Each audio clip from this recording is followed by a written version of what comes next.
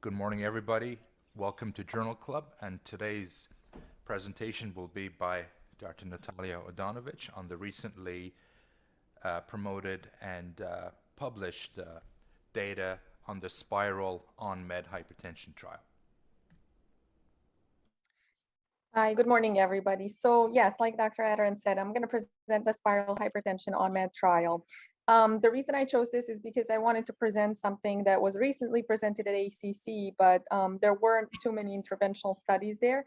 And because unlike my last journal club where I was presenting about the left main bifurcations, which we commonly do and is part of our daily practice, this is something that intrigues me, and it's something that I don't know much about, something we don't do in daily practice. So that was kind of why I chose this. Let's see. Okay.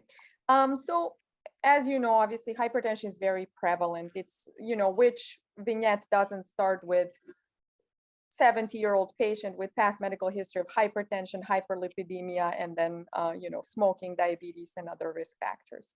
So it's 60 to 75% of patients above the age of 60 have hypertension. And it's a known risk factor for stroke, cardiac disease, and renal failure.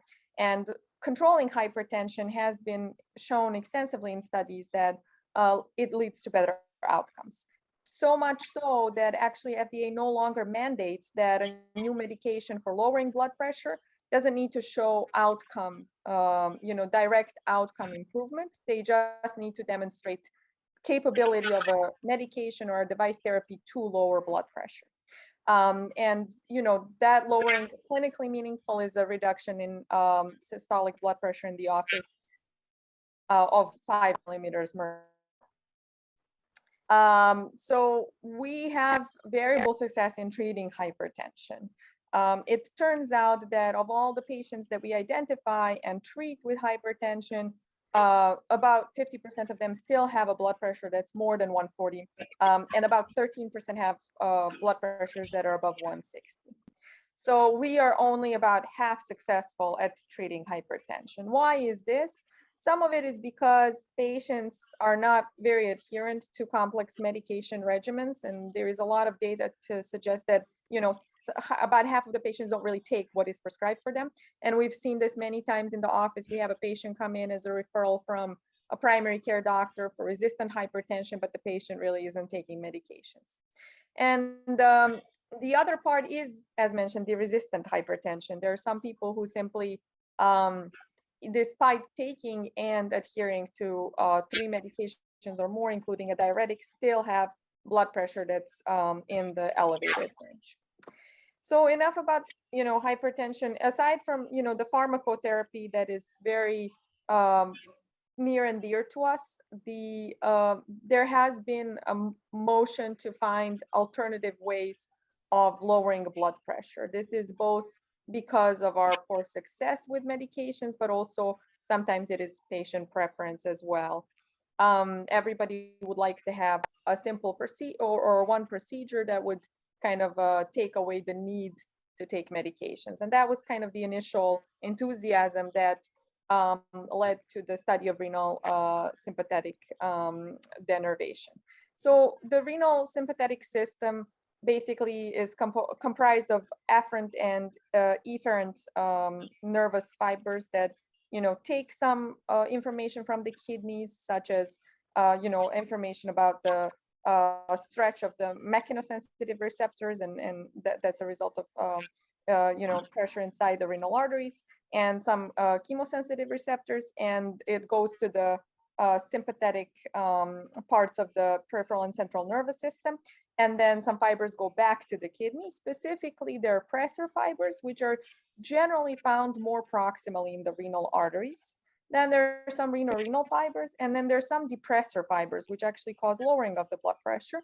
And those are thought to mainly reside distally in the renal artery and the hilum. So when the renal denervation was initially studied, the thought was that, we should try to ablate the proximal nerve fibers and spare the distal nerve fibers. And that was the original paradigm. there are multiple animal and surgical studies that encourage this interest in renal denervation. So there are studies actually that date back to the 50s where there was surgical sympathectomy performed both in animals and in patients, and it would lead to dramatic, actually, hypotension. So from those studies, we know that ablation of the sympathetic nervous system can lower blood pressure. The problem is that it does also lead to orthostasis. So renal denervation is more of a kind of a localized way to get rid of the sympathetic tone. There is a lot of data that goes in support of renal denervation. I'm going to go over the studies that preceded the current Spyral-HTN trial because I think they're just as relevant to the discussion today. So one of the first trials was Simplicity Hypertension 1. And I'm taking these trials because we're using here the same radiofrequency ablation and similar kind of catheters, and they're all Medtronic's catheters in the Simplicity trials and the Spiral trial as well. I'll talk later about other ways to perform renal denervation that don't include the radiofrequency or have other manufacturers who do this. So the first Simplicity Hypertension 1 trial was kind of designed for resistant hypertension patients. The reason why it was started with resistant hypertension was because obviously this is an invasive interventional procedure. So the patients really had to be highly motivated and have a good, ethically have a good reason why they would undergo an invasive procedure instead of just take medications. So they were taking 3 or more medications, including 1 diuretic. And then they underwent renal denervation. And here you can see in the graphs what the 36-month follow-up, what their change in blood pressure was with respect to baseline. So systolic blood pressure would drop, this was at 1 month, 6 months, 12 months, 24, and 36 months. And so as you can see, there is a sustained prolonged blood pressure between 20 and 30 millimeters mercury for systolic and around 10 to 15 millimeters mercury for diastolic blood pressure. And you can see how patients got reclassified from people who had a blood pressure that was constantly above 180, and those comprised 30% of this population. By the end of the study, they were less than 10%. And then similarly, all of these patients who had blood pressures that were between 160 to 180 also kind of got reclassified, such that by the end of the study, about 40% of patients had truly controlled hypertension, and another 40% had blood pressure that was between 140 and 160 by the very end of the study. The thing about this study is that there is no control. This is just compared to baseline blood pressure of these patients, and they did undergo other medication changes potentially during this during this period. So it's more of a kind of a proof of concept than anything else. This was followed by a randomized trial, which was Simplicity Hypertension 2, where again, resistant hypertension patients were stratified to get either renal denervation and optimal medical therapy or just optimal medical therapy. So no sham procedure. The controls didn't have any procedure done. And you can see here that the renal denervation group had a drop in systolic blood pressure that was about 20 millimeters mercury and about 7 in the diastolic, which is kind of similar to what was seen in the Simplicity Hypertension 1. And the control group had no change in blood pressure over this 6-month follow-up.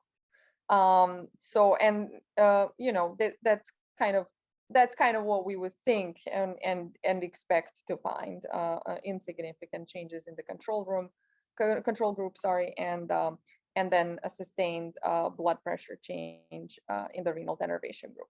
The fact that the effect is sustained is really good, means that hopefully, the ablation of the renal nerves is more permanent. Although, there are some longer term studies that show occasional, regrowth in animals, depending on what animals we're talking about. So in pigs, actually, there wasn't any regrowth of the nerves at 3 years, and in some sheep model there was. So we don't really know what happens, but it seems like in the human trials we have sustained reductions in blood pressure. So then following this, the main trial really came, which was the Simplicity Hypertension 3 trial. This trial was published in New England Journal of medicine. It included a large number of patients, larger than the previous two studies. I'll show you exactly how many. And it was really well designed and carefully thought out. So the trial was prospective. It was single blind, meaning that the patients didn't know what procedure they had. And I'll explain from the current Spyral trial how the blinding is done later. And then they were sham controlled. And I thought that was very interesting, like how they, what their rationale to perform a sham control trial to use sham, which basically was the group that just got renal angiography. So they had vascular access, just like the patients who underwent the actual renal denervation, and the catheters were placed, but then only renal angiogram was performed. And then patients would stay on the table for another 20 minutes, and then another renal angiogram would be performed, and then they would remove the entire equipment. And the actual, the actual group had just in between, in those 20 minutes or however many minutes it needed, usually it needed a little more than that. Those procedures were slightly longer, but they underwent the renal denervation. So that was very interesting to me how they, it's not very common in device trials that we have a sham control. And the sham controls in previous trials showed really surprising results, including like the angioplasty sham control trials, which are obviously ethically difficult to conduct, but are probably the purest way to study any problem. And then, the patients in this trial also had to have severe resistant hypertension. They were on at least 3 hypertensives, antihypertensives, including a diuretic, and they had 2 endpoints. The primary endpoint was a change in office blood pressure, and the secondary endpoint was change in 24-hour ambulatory blood pressure at 6 months. And really, the superiority margin that they set up with the FDA was not particularly high. And like I said, it was based on other trials that of medications that show clinical benefit with reduction of 5 millimeters of mercury in the office blood pressure, and really only 2 millimeters of mercury for the ambulatory blood pressure. So seems something that should easily be attainable considering the previous trials, right? So the one thing that was different about the hypertension tree trial is that this was a purely US trial. All the prior ones were conducted in US, Europe, Japan, and including the Spyral that I'm going to show right now. But this was just a US trial, 88 different centers in the United States that randomized 535 patients. They randomized in a 2-to-1 fashion. So the larger group of patients underwent the denervation, and then there was a control group. The reason was that they wanted to capture safety outcomes, and in order to, show to meet the safety endpoint, which they had defined, they needed around 300 patients to receive renal denervation. And then so these patients could not have any changes in their antihypertensive regimens in the 6 months after the randomization, which really ensures that the changes in the antihypertensive medications were not responsible for any between group differences. And these were truly resistant hypertension patients. So you can see here that they were on 5 antihypertensives on average. And what those were, as you can see, it was ACE inhibitors, and the majority of patients were taking, either an ACE or an ARB at maximally tolerated doses. And then the other antihypertensives that they were all on would be diuretic. And, again, maximally tolerated dose of the diuretic was almost 100% of patients had that. And then the third in line would be a beta blocker. And fourth in line was kind of the calcium channel blocker. And then the 5th medication that they took would be either a central sympathetic agent or direct-acting vasodilator. So with all of these medications, at 6 months, surprisingly, there was no difference between renal denervation and the sham control. And this is, I think truly, truly surprising. And I think it's mostly driven by the fact that there was a substantial change in blood pressure from baseline in sham control patients. so much so that, it would be hard to imagine that this is just a placebo effect. So, the change from baseline blood pressure was a drop in systolic. So on the left-hand side, this is the office blood pressure. And on the right-hand side, it is the ambulatory 24-hour blood pressure. And, they had a 14 millimeter drop in blood pressure on average in the denervation arm, and, almost 12 in the sham arm, and then similarly, 6.75 and 4.79. So, barely, kind of getting close to those 2 millimeters mercury. But, between group difference, because of the large standard deviation, there's no true between group difference. So the p-value here on top is the difference between sham and denervation. But as you can see, these p-values here, both groups had a substantial change in blood pressure compared to baseline. So change from their baseline. And so,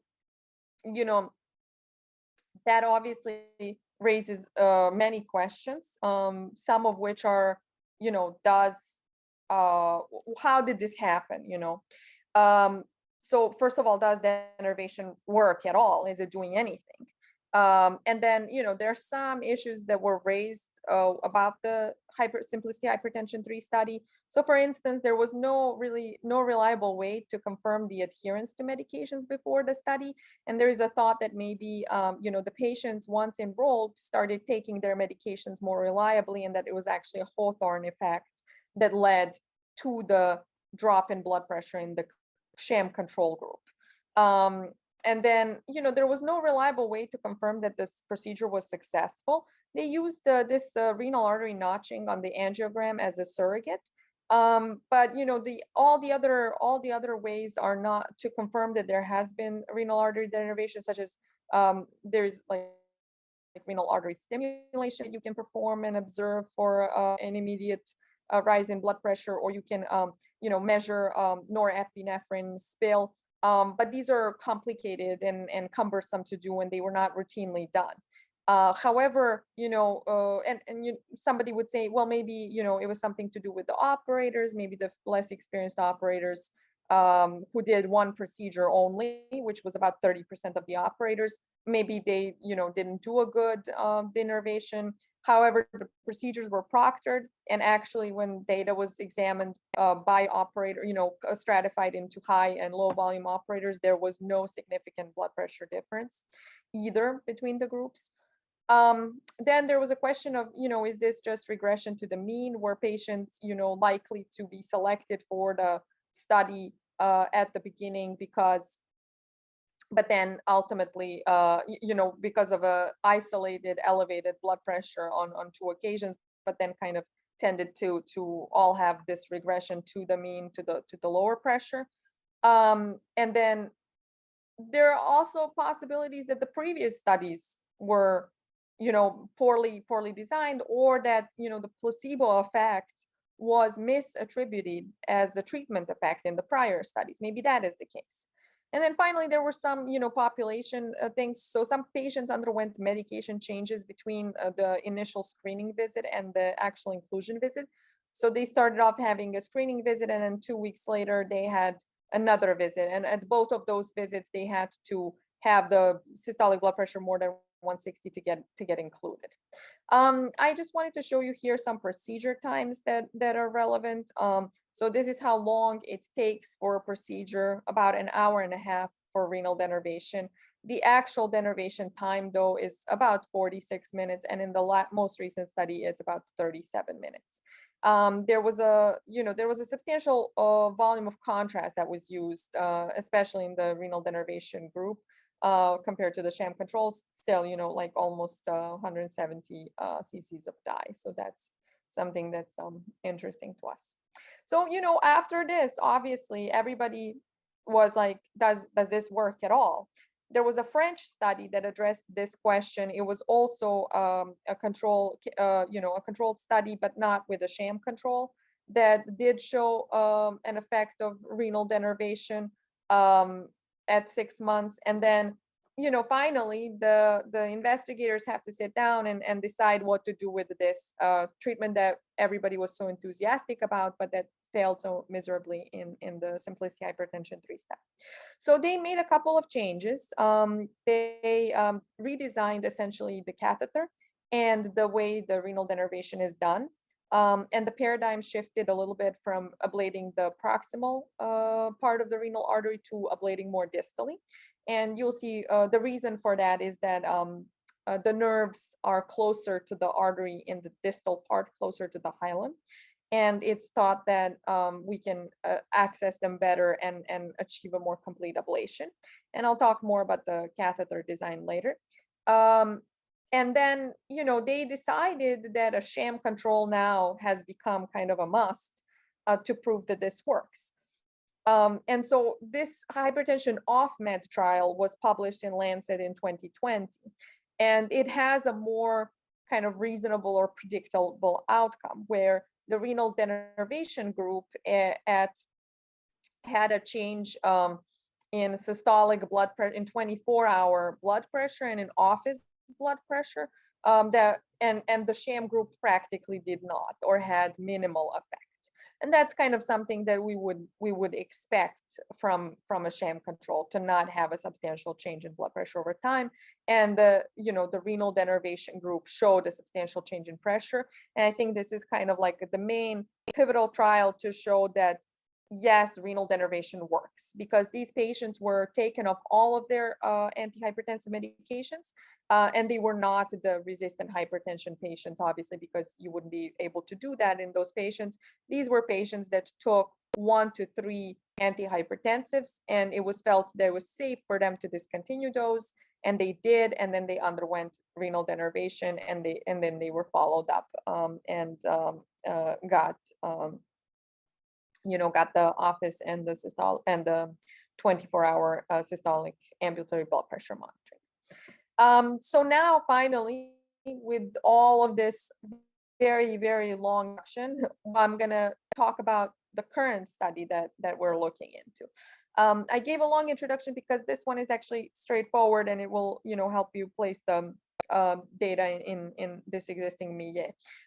So this study was just published in the Lancet on about 2 weeks ago, and this is the spiral hypertension on med arm. Again, a randomized sham controlled trial. So patients were, as mentioned, randomized to renal denervation or sham.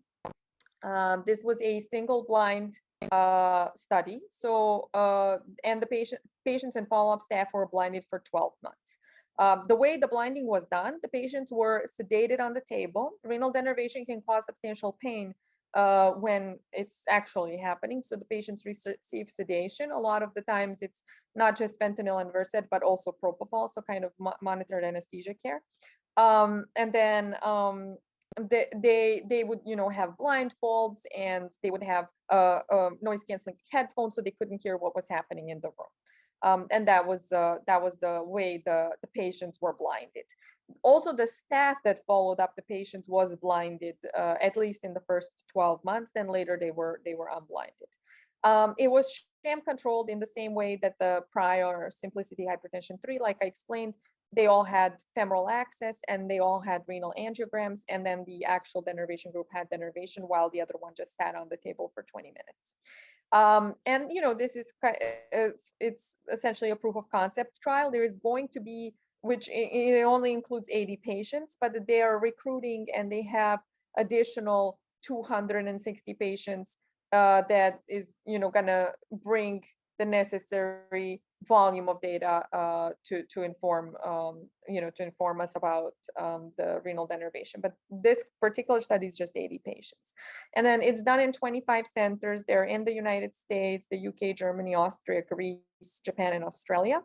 And it was one operator was at each center was doing the renal denervations.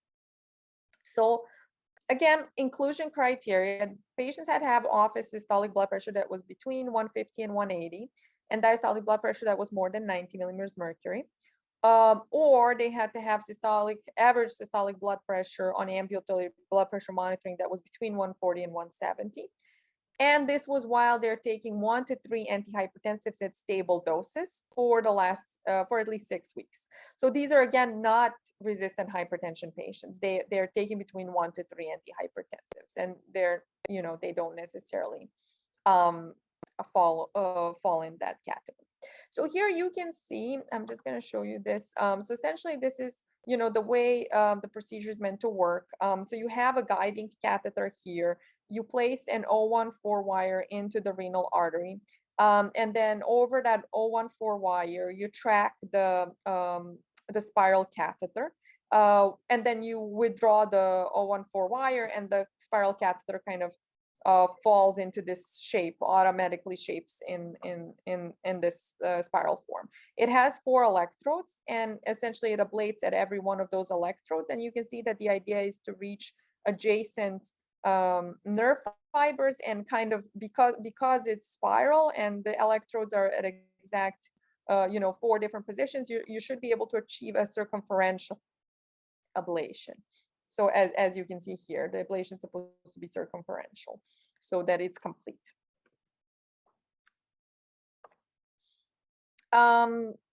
So again, this is directly from Medtronic's website. What they're kind of advertising is that they can generate 360 degrees of ablation. This is different compared to the prior catheter, which was a single catheter that the operator had to rotate around and then kind of decide where they're going to ablate. Again, it can treat the distal branches. So the thought is that as you go more distally, the nerves get closer to the kidney. The blood vessel diameter is between 3 and 8 millimeters, so it's a wide range of patients. And then it goes through a 6 French guiding catheter. The only thing I would say is that, while it's only compatible with 100 centimeter guiding catheters, because the catheter itself is 117 centimeters long. So I did, ask Jim and the Medtronic people if there is any chance that this is done the for that to come up with a longer catheter, because I'm not sure that in most patients from the radial you can reach the renal arteries with the 100 centimeter guide and 117 centimeter catheter, but you can correct me, if that's not the case.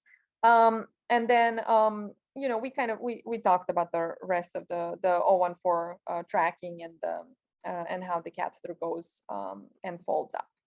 On the outside, you have a generator, which essentially checks for impedances. And once the impedance is adequate, it will start performing the ablation. So if you don't have good contact with the wall, you're not going to have good impedance. And also, once you start ablating, the impedance should drop, and that's a sign that you've successfully been ablating. So there is an intrinsic algorithm that kind of analyzes all of that and tries to apply the therapy adequately. I'm going to show you a video where we can watch it. It's about 2 minutes that explains the whole procedure.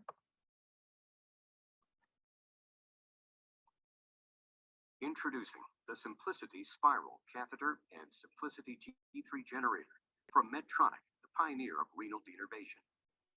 Patients with uncontrolled blood pressure may have an overactive sympathetic nervous system. Renal denervation aims to suppress this elevated sympathetic drive. The Symplicity renal denervation system ablates the renal artery nerves that carry the efferent and afferent sympathetic signals, which has been proven to reduce blood pressure. The Symplicity Spiral Catheter and Symplicity G3 Generator offer an extremely efficient and simple method of performing renal denervation.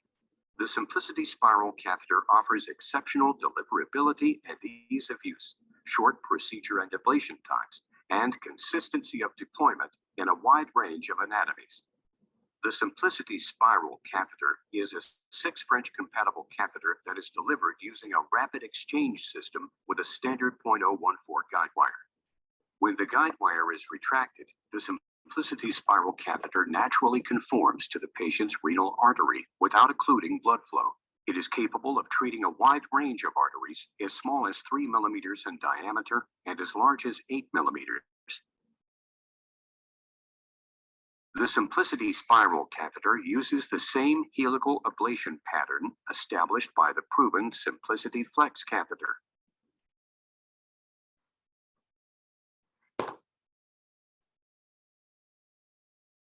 The energy delivery from the Symplicity spiral catheter is controlled by the Symplicity G3 generator.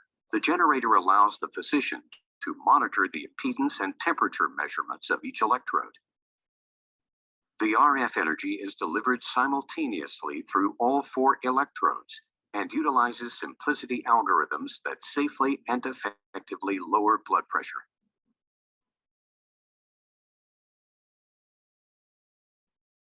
After a single 60-second ablation, the Symplicity spiral catheter is repositioned into the contralateral renal artery, and the ablation procedure is repeated.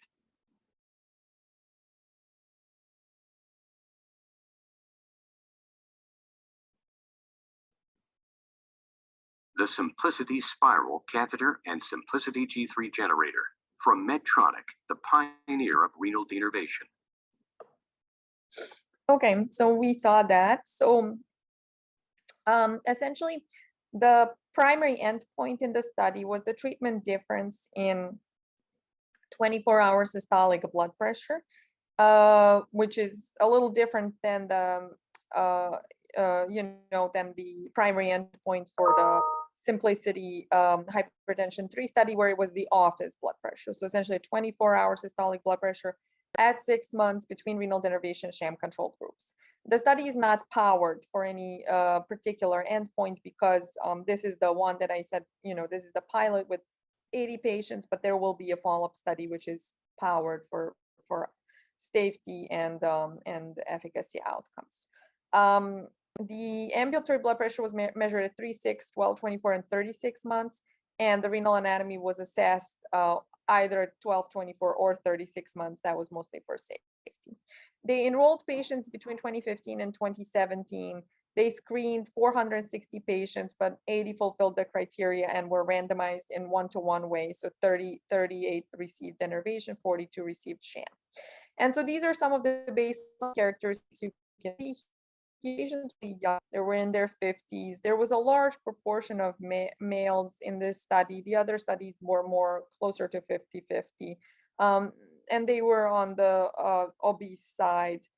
These are different races that they included. So they did include African-American patients. There was something, in the prior trial where the African-American patients had a really good response to the ACEs and ARBs and may have driven some of the drop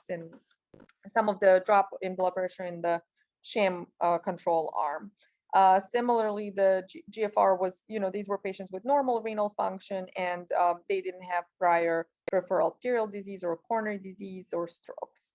This is what their office blood pressure was, systolic and diastolic, on average, 160s over high 90s to 100s. And this is their mean systolic blood pressure on the ambulatory blood pressure monitor. So again, 150s over high 90s. Natalia, do we know what agents they were on? Did it with what? Sorry. Do we know what agents they were on? What antihypertensives? Yeah, yes. Give me 1 second. So they didn't report. Okay, they reported how many they were on, but not necessarily which ones in particular they were on. Unlike the other study where I had I'll show you how many they were on. Maybe there is some supplementary data that I didn't see about which exact agents they were on. I just want to say that, importantly, after 24 months, the crossover was allowed. So actually 13 patients out of the 42 from the sham control group actually crossed over to renal denervation. So in order to show the 36-month outcomes, their blood pressures were actually imputed from the time of their last visit. And this is because, they wanted to avoid bias, because it was really probably the patients with the highest blood pressures in the sham control that crossed over to renal denervation.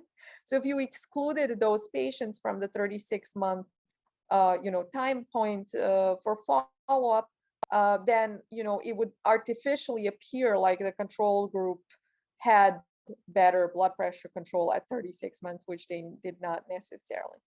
So this is the primary, the primary endpoint. It was defined at 6 months. So this is 3, 6. Sorry, but I seem to have cut out the bottom line, but 3, 6, 12, 24, and 36 months. And you can see that at 6 months, they met their primary endpoint. This is the reduction in systolic blood pressure on the 24-hour monitoring in the renal denervation, and this is in the control group. And the reason, there is a drop in blood pressure is because they were up titrated on antihypertensive medications, and why in the control group there is a drop over time. And similarly here, at 1 year, it looks like there's no difference, and that can also probably be explained by antihypertensive medication use, and I'll show that in a second. And this is the same thing just for the diastolic blood pressure. So as expected, always kind of slightly lower, but significant reduction in diastolic blood pressure.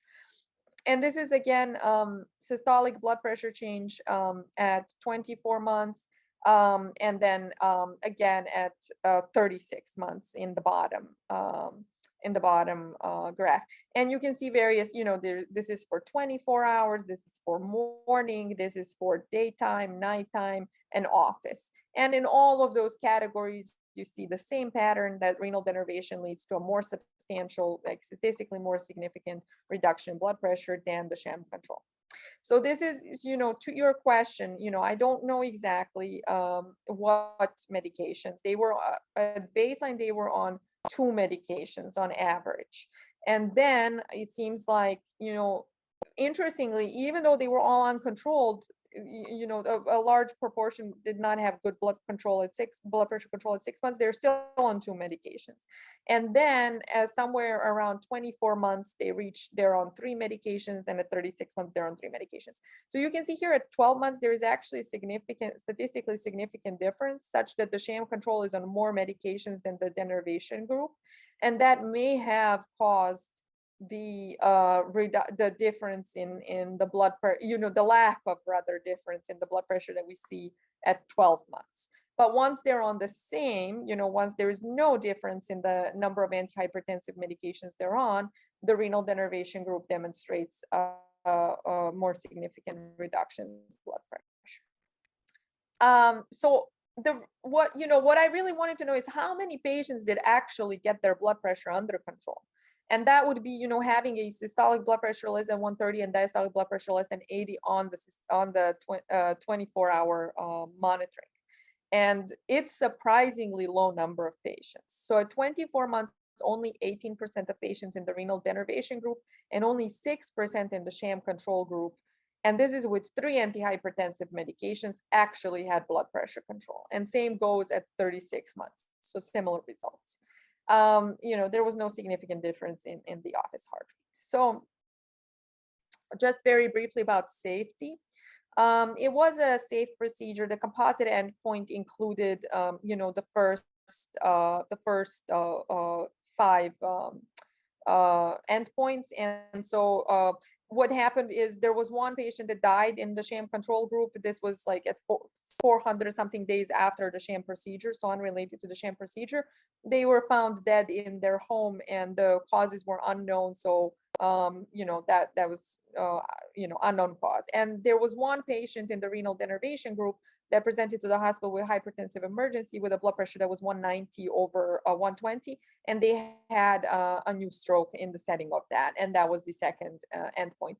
But nobody died from the procedure. The heart attack, MI, none of that was present at the time of the procedure. Nobody developed end-stage renal disease as a result of the procedure. Nobody needed renal artery intervention, which I think that's my main concern. Does over time, are we going to get renal artery stenosis from intervening inside the renal arteries and doing this ablation? And then, there were few vascular complications, but it's a small study, so small number of patients, which probably explains why that is. But again, nobody's getting renal artery stenosis, and nobody had a creatinine increase. So what is the difference, between Symplicity and Spyral? I think the difference is that the main difference is that I would say the procedure is different. So They used to ablate only proximally, and now this is shifted to ablating more distally, meaning ablating within the branch vessels that are bigger than 3 millimeters. So that's what the ablation in the spiral included. The catheter is different. As you saw, it's a spiral catheter versus that flex catheter that you have to spin around and kind of assume that you've achieved circumferential ablation. There were more ablations performed. Similar procedure time was, it says that the 37-minute time was reported with the spiral catheter. But overall more sites were ablated because this was like there were 4 points here in this catheter. So the original study had about 10 ablations performed per renal artery, and this one had about 40. And then, the catheter is differently designed. It's supposed to have good contact with the wall and therefore result in the best circumferential ablation. And then the other thing I would say, the other thing that's different, it seems like this trial, this Hypertension 3, sympathetic Hypertension 3 was a pure United States trial, whereas this one is done in Europe, and there could be intrinsic bias, just like there is probably intrinsic bias in the other procedural studies, like for example the MITRA clip, where the French trial and then the US trial had different results. So similarly here, there are some US sites included, but there's far fewer, and I think Europe has kind of driven the renal denervation here, and it's not really approved in the United States at all, except as part of clinical trials. So I think that can contribute to the differences in the results of the study. So here's some of the questions that I thought needed answering. So first of all, does renal denervation work? Did this convince you, especially the off-med trial, does that convince you that renal denervation works? I think my answer is yes, but obviously I want to hear your thoughts.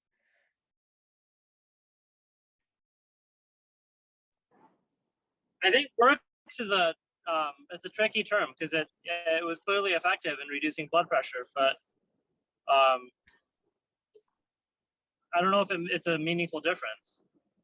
Yeah, so as far as that is concerned, so I don't know if you were there at the beginning, but I was saying how the FDA actually took away the mandate to they define a clinically meaningful difference based on prior hypertension trials of medications. So they say that a 5 millimeter difference in blood pressure in the reduction in office systolic blood pressure, and they settled on the 2 millimeters for ambulatory blood pressure was a substantial difference that was clinically meaningful. That was the FDA's opinion based on prior intervention trials that led to reduction in cardiovascular outcomes with those reductions in blood pressure. So I don't think we will see an outcome trial ever, because it's difficult to, it's obviously difficult and expensive to design, would probably take forever, and we have substantial data to say that reduction in blood pressure does lead to better outcomes. Could I jump in here? So Please. I think, can you hear me okay? Yes. So I think Samit hit the nail on the head, particularly for the off-med trial. When you read the conclusions of that trial, they say this is both a statistically significant and meaningful reduction in blood pressure. Now, I kind of dispute that. I agree with Samit that a 6 millimeter difference on patients that aren't on meds is statistically significant, but that's not going to cure their hypertension. So I think in answer to your question, can the hypertension be cured? That's probably a no. We're going to be having medications with these patients for the foreseeable future. And it's really, you have to remember that this is a $5 billion market. The industry is looking for the, kind of a curative holy grail that could be widely applied to patients. And I think that off-med trial was their effort to do that.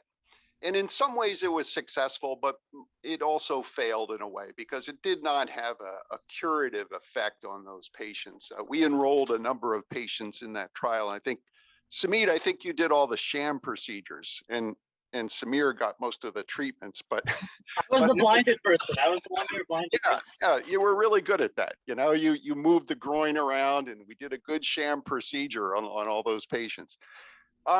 So you get to this trial though, this is a little bit different. The on-med trial is in my opinion more impressive because they kind of um, they showed the three big things that you want to see. First of all, the effect was greater. It was a 10 millimeter reduction in blood pressure, and I think that does make people stand up and take notice. I mean, if you believe that 10 millimeter reduction over medications, that translates into about a 20% reduction in event rate. So, there's a direct line of correlation between morbid events and blood pressure reduction, and 10 millimeters will correlate with 20% reduction. So that's very impressive, and that's what the FDA is saying, that that we don't have to show outcomes, we only have to show the reduction in blood pressure, because all that outcome stuff has been done in the past, and we know the correlation is very good. So you have a good effect, you have safety. All of these studies have shown that generally the devices have been safe. I mean, no one has run into any major problems with dissection or restenosis or anything like that. Although it's a generally healthy population, you have to point that out, that these patients were a group of people that were normal renal function, no atherosclerotic disease, no renal stents, no, they didn't have atheromembolic disease. So it's a safe population as renal studies go. The last thing is that it's a durable effect. I mean, it seems that this is lasting out to, 2 or 3 years, maybe even, like you pointed out, the meds got greater, but also some people theorize that it's a remodeling of the whole system. If you reduce blood pressure, you can, kind of precipitate an improvement in blood pressure from that standpoint too, or by remodeling the whole vasculature. So I think this study is very impressive. It's an early study, kind of preliminary.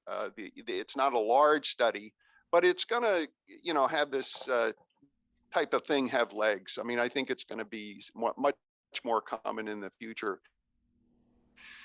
Just in technical words, when you do these cases, it's extremely technically demanding. It's a good device and it works well, but you're really, it's unusual. As an interventional cardiologist, it's a little unusual. You're sitting there and you're ablating every artery on both sides of both kidneys. That's 3 millimeters to 8 millimeters. So that's a lot of ablation. It takes, it did take, you pointed out, 37 minutes, but it's a good hour of work that you're involved in. You're also doing a lot of technical things to make sure you don't overlap areas, and you really need almost an assistant that's outside, kind of keeping track of where you've ablated, and those things are going to be very demanding. Also, as an interventional cardiologist, we're used to feedback. We're used to, the coronary blood flow is better, the lesion looks better, I put a stent in, everything's good. You have no feedback on this type of case. As you pointed out, there's no measurement of, norepinephrine. We don't have any good measurement to make during the case. So you're just kind of going on faith that hopefully this will, do a good enough technical job. So I guess those are my comments. I think it's an exciting technology. I think in the group of patients that are on meds that are resistant, it's definitely going to be an option. It's not going to be an option for the patient that, has just been diagnosed with hypertension. It'll be, I bet there will be people that'll do it. They'll say, oh my God, this, patient doesn't want to take meds, so I'll do a renal denervation. And I think that's going to be a relatively low group. Our focus probably should be on the patients that have resistant hypertension or on multiple meds and are having difficulty with side effects from the meds. That's where niche is going to really, really attack. So, to your point about, the need for medications, I completely agree. I don't think this is ever going to be like, let's just do a renal denervation and we'll not need any medications. It's just an additional therapy. And as such, like you mentioned, it's probably going to be reserved for patients who are on multiple medications, because it's very hard to, even if you told me like you could have an interventional procedure, you could take a pill. I would rather, take a pill every day. I understand patients might have a different preference, but ultimately they're still going to need to take the pills. So I'm not sure it makes a difference whether it's one or two pills. And in the off-med trial, they were able to get 25% of patients off all medications. So they were able to, in only 25%, they were able to, so to speak, cure their hypertension. All the other ones actually had to go on medications. In terms of, the best way to measure the blood pressure, I think the one thing that's been established is the office blood pressures have been correlating with outcomes. And actually in all of these trials, you see that the 24-hour blood pressure correlates with the office blood pressure. So I still think, the office blood pressure is a reliable way to check. So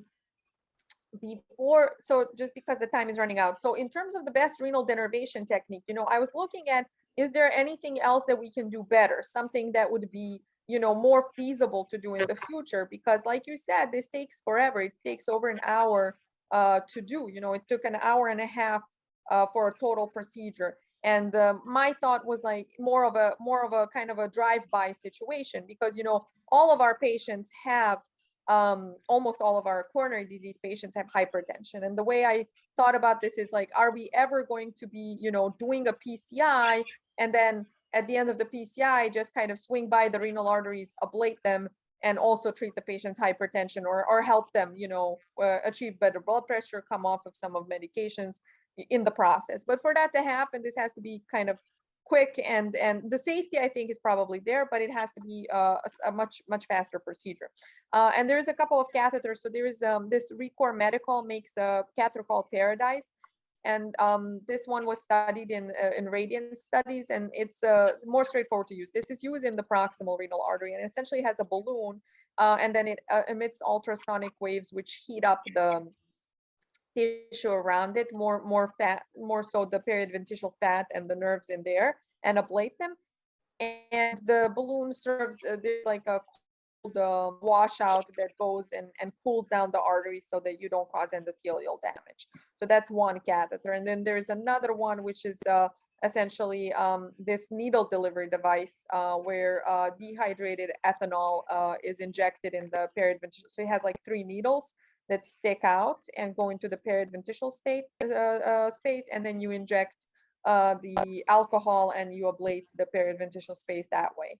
And then finally, there's actually external ultrasound energy by Kona Medical Systems that can ablate that. Do you have any experience with either one of these? What's your thought on this? And what's your thought on the future of renal denervation as part of routine coronary procedures? Is that directed to me? Yes, and everyone else, but specifically. I think, the beauty of the current device, the Symplicity Spiral device, is that you can use it in multiple different sized arteries, and you could do a lot of ablation in different locations in the renal vasculature. These devices are generally the Radiance devices is designed more for the proximal vessels. So if it is true that you need to denervate distally, these devices are likely going to be subpar. The needle one just gives me the creeps. I mean, this is all good in a research setting and an isolated, but boy, once you start sticking needles in things and poking through walls and injecting poisons into the vasculature, you wonder, are the safety events going to fall by the wayside? But they're both interesting, and if you could get kind of a quick and dirty ultrasound delivery of energy, that would be very appealing. So Dr. Rems, 2 questions for you. When you did the procedures, approximately how many different zones did you end up treating on each side? And also, how much analgesia did you have to administer? it is uncomfortable. I mean, that's we were heavily sedating the patients because we didn't want them to, fall out of the, they know that they were treated if they remember that. So we would heavily sedate them, and it was, it's uncomfortable to receive this radio frequency energy in the arteries. I know also from experience with some of the alcohol ablations, that's uncomfortable too. So these are not, pleasant devices.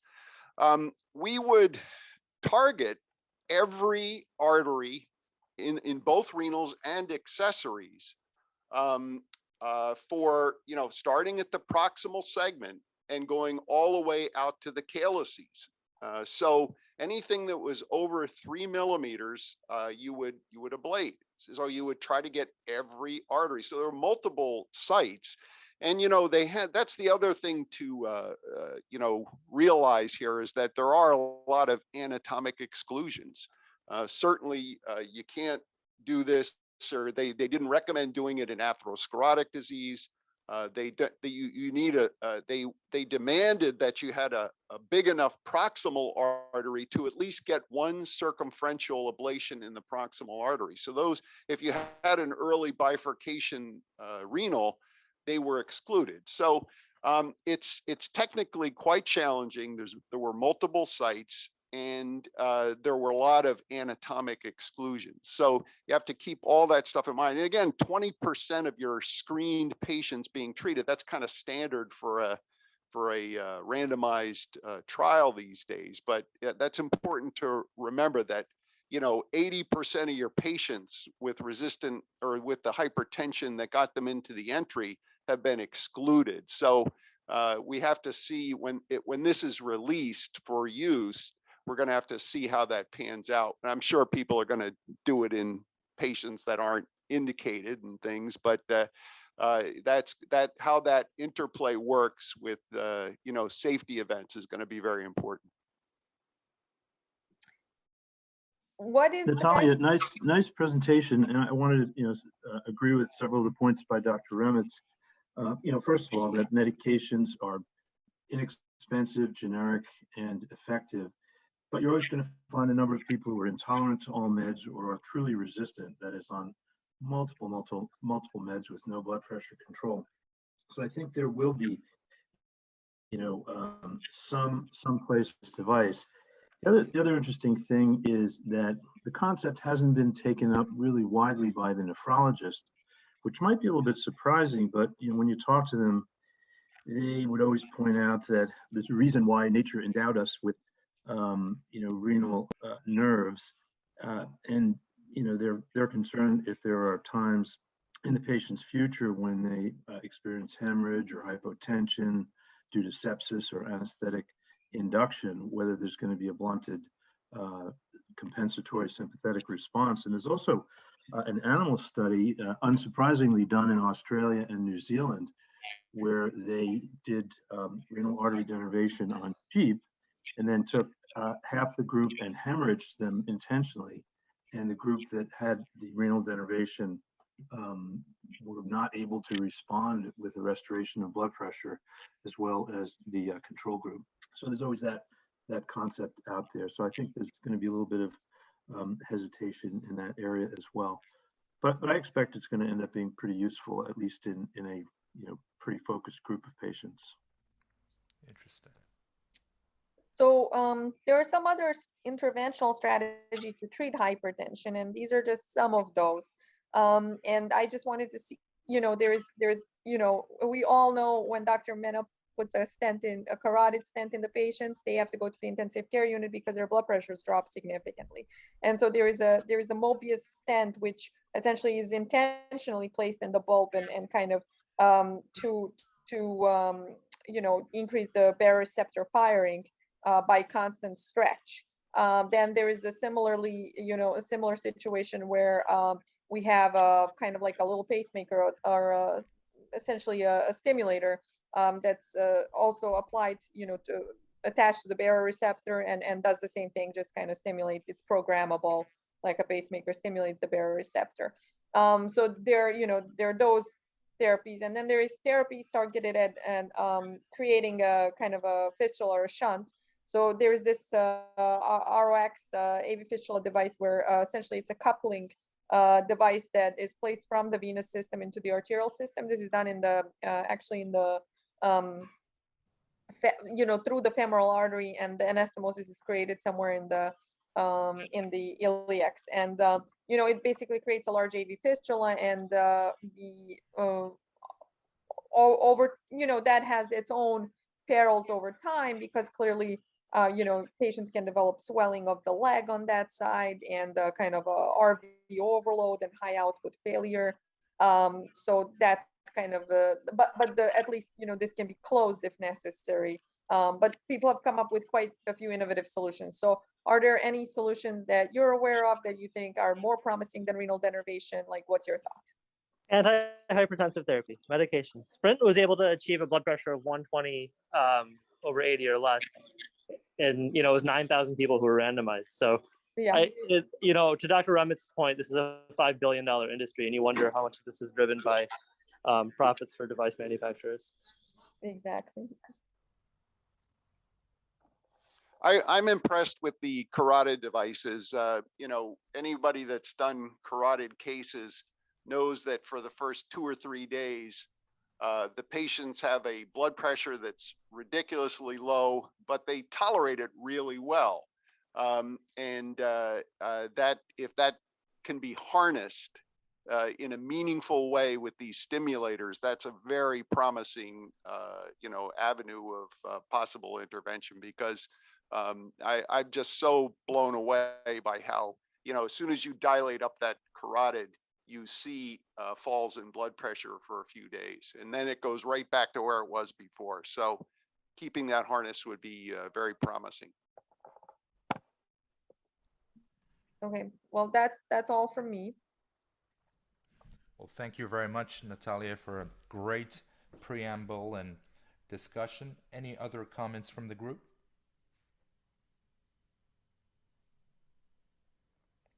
All right. Thank you very much, everybody. Have a great day. Thank you. Bye.